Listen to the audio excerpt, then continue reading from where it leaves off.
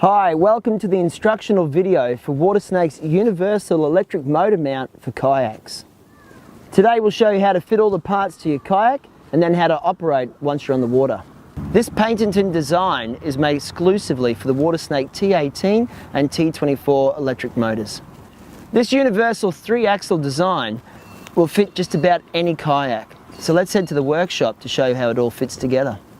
Today, with a few simple tools, we're going to show you how to remove this motor head so we can slide off this transom mount bracket and replace it with our kayak bracket. Once you've taken the motor out of the box, first thing to do is pull on this black toggle to release the handle. And next, remove the 4 screws at the base of the motor head. Raise the lid ever so slightly. You won't be able to take it all the way off because there's wires attached, which we'll remove in the next step.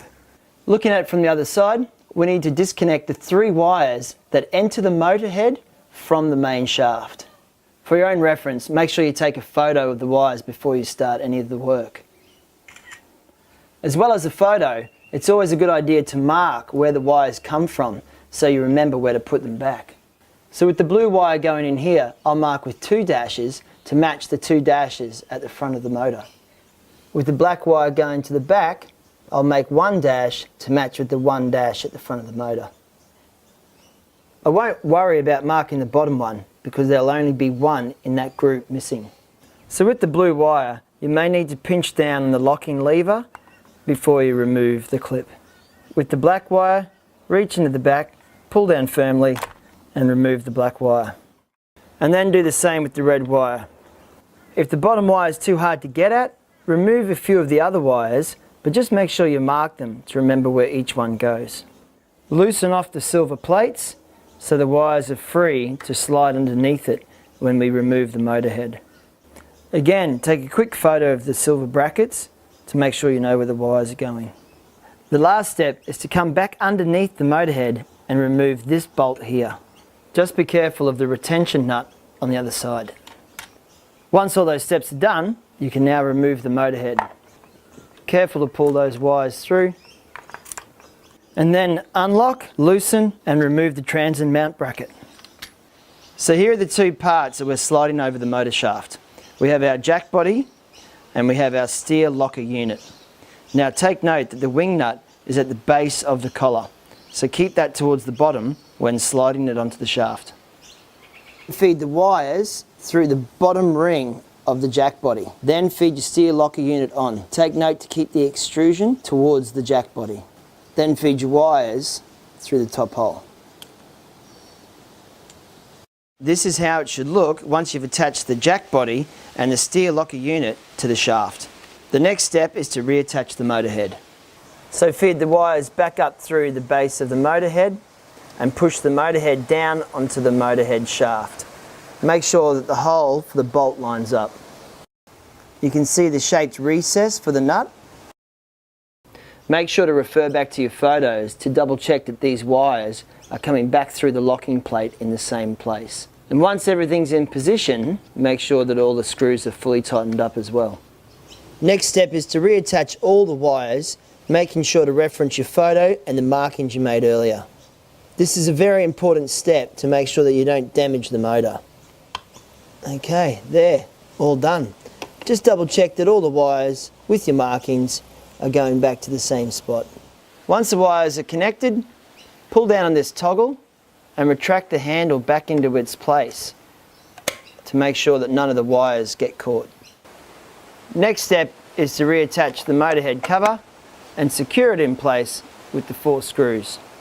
If you're having trouble attaching the motor head cover, these 2 wires, your power supply cables, can be gently moved to give you some more room. Before moving on, check the handle retraction a few times to make sure that none of the wires are jamming. Before moving on, we need to connect the motor to a battery source to make sure that all the functions are working okay. As always, when connecting power, connect the negative first.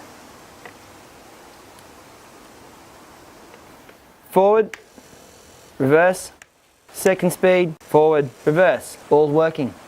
So once it's all working, make sure to disconnect the power.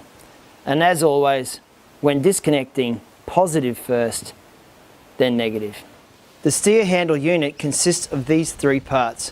which we'll attach now. So set up the depth adjust unit with the steer handle. It's important to note that this will control the depth of which the propeller is in the water. The handle screws directly into the locking nut. Make sure that it's tight and secure. When assembling, make sure that your steering handle is always above the jack body. To adjust the depth, loosen off the handle, slide it down to the required depth, and then tighten it firmly. Once you've figured out where you want the motor to go, it's time to mount your bracket. Here we found a nice smooth flat spot. Bear in mind the bracket can handle any curvature up to 25 degrees, but ideally the flatter the better. Next step is to mark out where the 4 holes need to be drilled.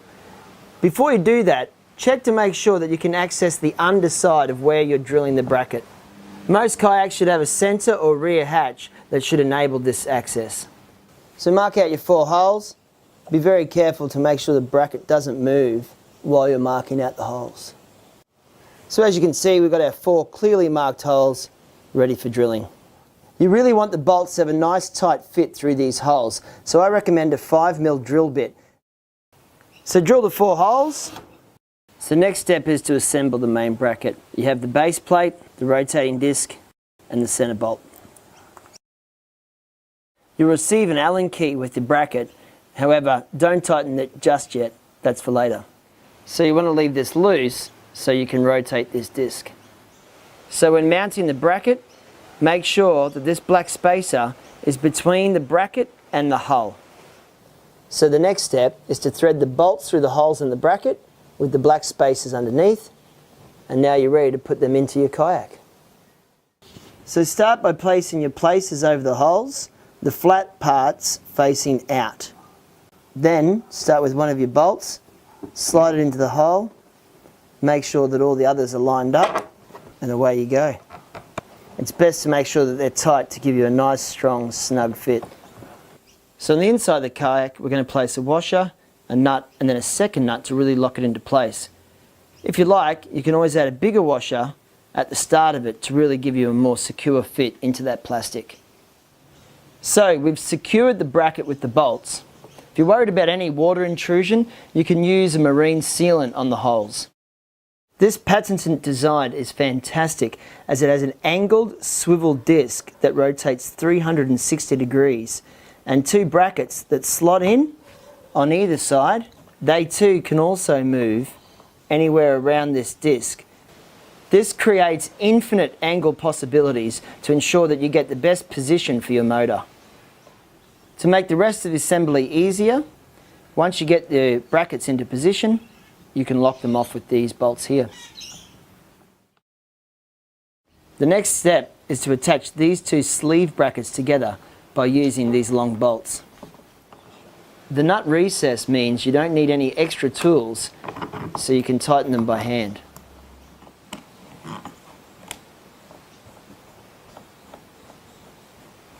This patented 3-axle design allows this point here to pivot,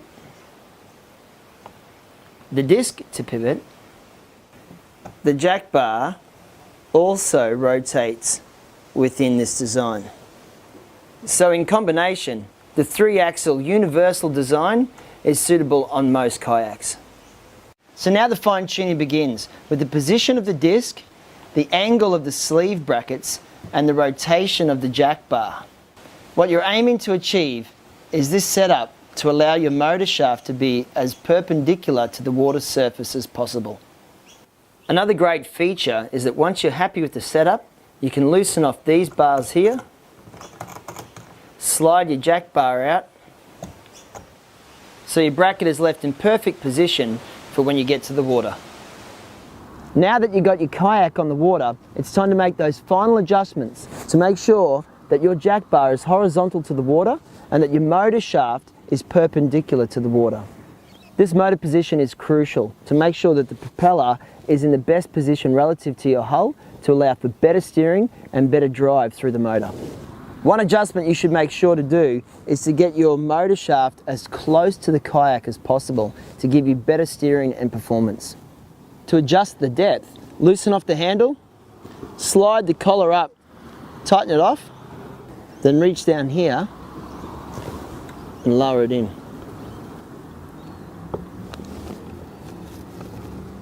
For free steering movement, keep your steering locker unit loose to allow greater mobility. Keep your hand on the tiller at all times. Increase the tension to your desired level by tightening the steering locker unit. If you wish to fix it in the one place, take your steering locker unit, slide it to the very top and tighten it off. Once you're up and running, it's as simple as left or right, and enjoy the freedom of not having to paddle. To stow the motor, loosen off the jack bar, pivot, slide the motor back, twist it into you, then fix it in position with the steering lock unit.